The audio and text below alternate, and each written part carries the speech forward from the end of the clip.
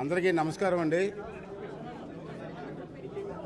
ఈరోజు మన రాజధాని ప్రాంతాన్ని సందర్శించాలని చెప్పి నేను అనుకోవడం జరిగింది.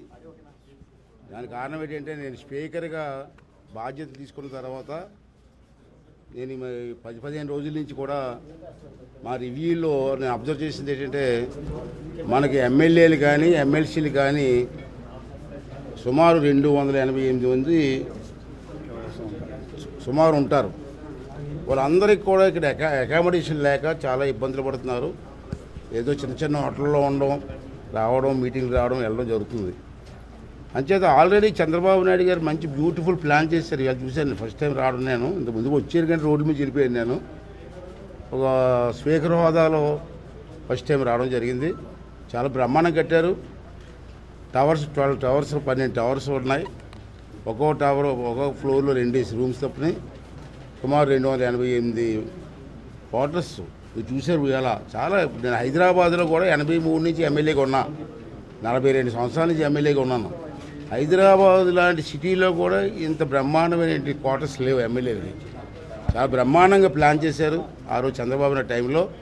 అది దురదృష్టం, గత 5 సంవత్సరాల్లో నాయకుల తాలూకు పేరెందుకు లేదు, పేరు చెప్పకూడదు. నేను నాయకుల తాలూకు నిర్లక్ష్యం వల్ల మొత్తం ప్రాంతం అంతా శిథిలావస్థకు వచ్చేది.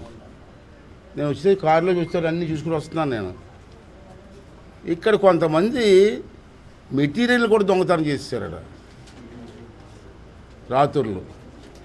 చూశారు ఇప్పుడు ఐరన్ రాడ్స్ 5 సంవత్సరాల నుంచి రాడ్స్ అన్నీ కూడా తుప్పట్టిపోయాయి. ఎంత నష్టం అండి. ఆ రోజు ఎస్టిమేషన్కి ఇప్పుడు మళ్ళీ స్టార్ట్ చేస్తే ఎస్టిమేషన్కి సుమారు 300 కోట్లు సుమారు ఎక్సెస్ అవుతుంది.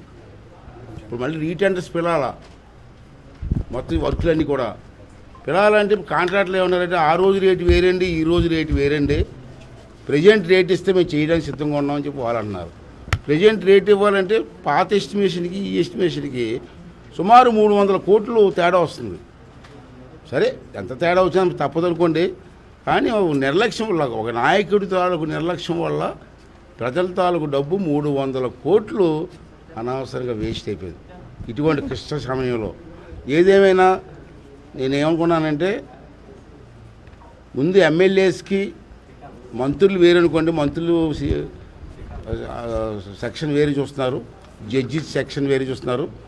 యాజ్ ఏ స్పీకర్గా వీళ్ళకి అకామిడేషన్ కల్పించే బాధ్యత నాకు ఉంది. కాబట్టి నేను ఇప్పుడే కమిషనర్ గారితో, దానికి సంబంధించిన అధికారులందరితో కూడా అసెంబ్లీలో మీటింగ్ పెట్టాను. మీకు కూడా తెలుసు. మేము అంతగా నిర్ణయం తీసుకొని దీనికి ఎంత బడ్జెట్ అవుతుంది ఎక్స్ట్రా, అలాగే ముఖ్యమంత్రి గారి దృష్టి తీసుకెళ్ళి ఫైనాన్స్ డిపార్ట్మెంట్ తీసుకొచ్చి ఆ డబ్బుని రిలీజ్ చేసి త్వరతగతిని ఈ బిల్డింగ్స్ పూర్తి చేయాలని చెప్పి ఒక లక్ష్యానికి వచ్చాం మేము. అయితే ఎంత టైం త్వరతగతిని అంటే సంవత్సరం అవసరం, అదిగా నాకు కావాల్సింది 6 నెలల, 7 నెలల, 8 నెలల, 9 నెలల. లాస్ట్ వాళ్ళకి ఇచ్చిన ఛాన్స్ అవకాశం ఏంటంటే 9 నెలలు. వితిన్ 9 మంత్స్లో ఈ బిల్డింగ్ అన్నీ కూడా పూర్తి చేసి ఎమ్మెల్యే ఎమ్మెల్సీ బిల్డింగ్ పూర్తి చేసి ఎమ్మెల్యేలకి ఎమ్మెల్సీలకి హ్యాండ్ ఓవర్ చేయాలన్నది నా లక్ష్యం. అదే మన కమిషనర్ గారికి మా సెక్రటరీ గారికి చెప్పడం జరిగింది. దానికి వాళ్ళు కూడా నైట్ అండ్ డే పనిచేసి మీకు అప్పగిస్తామని చెప్పి మాట ఇవ్వడం జరిగింది. చాలా సంతోషం. నేను స్పీకర్గా ఉన్న టైంలో ఒక మంచి కార్యక్రమం శ్రీకారం చూడడం నా అదృష్టంగా నేను భావిస్తున్నాను. తప్పక మీ ప్రెస్ వాళ్ళు కూడా మీరు సహకరించి ఈ బిల్డింగ్లు పూర్తి చేసి దీనికి ఒక వెలుగు. నాకు తెలిసి నేను ఎంపీగా పనిచేశాను, ఢిల్లీలో ఎమ్మెల్యేగా పనిచేశా, అనేక రాష్ట్రాలు తిరిగా. ఇటువంటి ప్లాన్ ఏ రాష్ట్రంలో లేదండి. నేను గుజరాత్ ఒకటే చూడలేదు కానీ మిగతా రాష్ట్రాలన్నీ చూశాను. మరి గుజరాత్లో ఎలాగుందో నాకు తెలియదు కానీ మిగతా రాష్ట్రాల్లో ఇంత బ్రహ్మాండ ప్లాన్ కానీ ఇటువంటి బ్రహ్మాండ రాజధాని కానీ ఎక్కడా లేదు. దాన్ని పూర్తి చేయగలిగితే 5 సంవత్సరాలు పూర్తి చేయగలిగితే ప్రజలు మాకు ఇచ్చిన అవకాశాన్ని మేము నెరవేర్చిన వాళ్ళు అవుతామని చెప్పి నా తాలూకు భావన. అంచేత మీరు అందరూ కూడా సహకరించి, అధికారులు కూడా సహకరించి ఈ లక్ష్యాన్ని పూర్తి చేసి చంద్రబాబు నాయుడు గారి ఆశయాన్ని మనందరూ పూర్తి చేయవలసిన అవసరం మన మీద ఉంది, మీ మీద ఉందని చెప్పి మనం చేస్తూ ఈ అందరి తాలూకు సహకారం ఎల్లవేళ ఉండాలని చెప్పి కోరుకుంటున్నాను. అలాగే అసెంబ్లీలో మీటింగ్ అయింది. అక్కడ అకామిడేషన్ చాలా విచిత్రం ఏంటంటే, బాధాకరం విషయం ఏంటంటే, నాకు నేను మీటింగ్లో 5 సంవత్సరాల నుంచి అసెంబ్లీకి వైట్ వాష్ కూడా వేయలే. పవిత్రమైన అసెంబ్లీ, రాజ్యాంగపరమైన అసెంబ్లీకి వైట్ వాష్ లేదా? ఏమంటే 5 సంవత్సరాలు డబ్బులు ఇవ్వలేదు అన్నారు. ఈ అసెంబ్లీకి కూడా డబ్బులు ఇవ్వకపోతే ఎవరికి చెప్పుకుంటారండి, ఎవరితో మాట్లాడతారండి? అంటే ఇప్పుడు మన కమిషనర్ గారిని అడిగి ఇమీడియట్గా వైట్ వాష్, వర్షం పడితే లీకేజీలు ఉన్నాయి, అది పక్కన బిల్డింగ్ చూసాం, పక్కనే ఆ బిల్డింగ్ కూడా ఎనెక్స్ బిల్డింగు, ఆ బిల్డింగ్లోనేమో ప్రెస్ వాళ్ళకు మీడియా పాయింటు, మంచి లైబ్రరీ.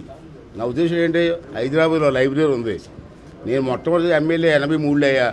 అప్పుడు నాకు అసెంబ్లీ తెలీదు, రూల్స్ తెలియదు, ఎలా మాట్లాడాలో తెలియదు నాకు 83లో. నేను లైబ్రరీలో కూర్చొని గంటలు చదివాను నేను.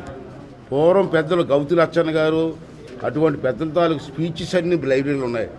అవన్నీ చదివి 30480, 0/80 ఇవన్నీ నేర్చుకున్నాను.